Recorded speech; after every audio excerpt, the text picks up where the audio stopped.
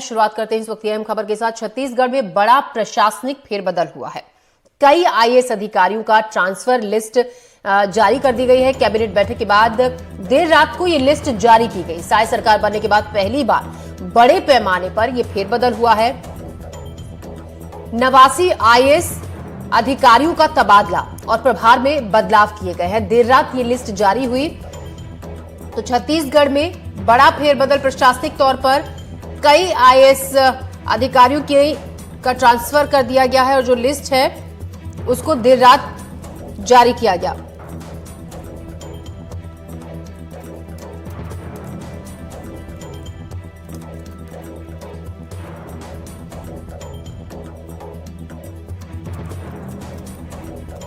और इसी खबर पर ज्यादा जानकारी के साथ जुल्फिकार अली हमारे संवाददाता हमारे साथ जुड़ रहे हैं।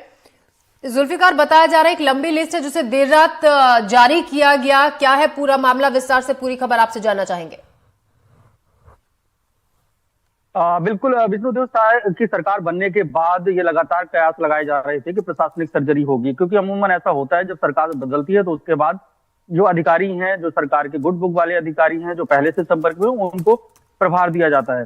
तो 3 तारीख को जब मतगणना छत्तीसगढ़ में हुई और भारतीय जनता पार्टी की सरकार बनी, फिर विष्णुदेव साय ने शपथ ली, तो उसके बाद से लगातार ये कहा जा रहा था कि सबसे पहले जो लिस्ट आएगी उसमें आईएएस अधिकारियों को ट्रांसफर किए जाएंगे।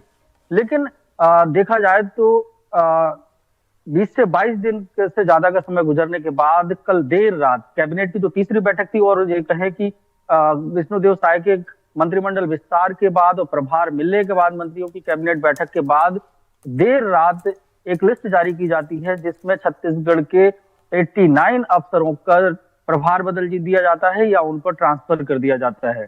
तो ये सब जो है एक प्रक्रिया के तहत है, क्योंकि नई सरकार है, नई सरकार का अपना नया विजन है। ऐसे में जो पोस्टिंग की जाती है ताकि सरकार का जो नया विजन है उसे जो अधिकारी है वो उसे उस विभाग में जाकर फुलफिल कर सके। तो जो लिस्ट जारी की गई है तो उसमें अगर हम बारीकी से देखें तो 89 अधिकारियों में से 88 आईएएस अधिकारी हैं और 1 आईपीएस अधिकारी हैं। तो 89 की लिस्ट में तो आईपीएस अधिकारी जो मयंक श्रीवास्तव हैं उन्हें जनसंपर्क आयुक्त बनाया गया है और इसके पहले आईपीएस दीपांशु काबरा जनसंपर्क आयुक्त हुआ करते थे। तो एक ये फेरबदल है क्योंकि सरकार की तस्वीर और सरकार की जो ब्रांडिंग करने का जो जिम्मा होता है वो जनसंपर्क विभाग के पास होता है।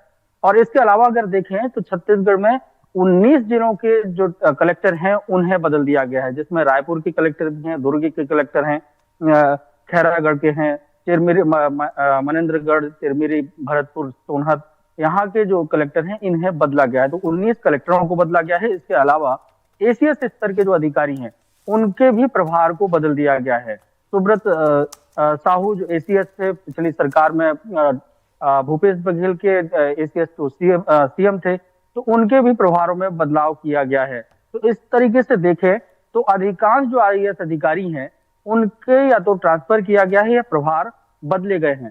तो निश्चित तौर से जो बदलाव हुए हैं तो सरकार में बदलाव हुए हैं, तो इस बदलाव के बाद यही उम्मीद की जा सकती है कि प्रशासनिक कसावट के साथ सरकार की जो मंशा है, जो मोदी गारंटी को पूरा करना है, तो उनमें ये अधिकारी प्रमुख रूप से अपनी भागीदारी निभाते नजर आएंगे। जी, तो इतने बड़े तौर पर प्रशासनिक फेरबदल हुआ है, यानी कि आने वाले समय में इसका जो असर है वो भी देखा जाएगा। जिस रफ्तार से जो काम है, जिनका वायदा किया था वो भी होंगे। शुक्रिया आपका तमाम जानकारी के लिए जुल्फिकार। तो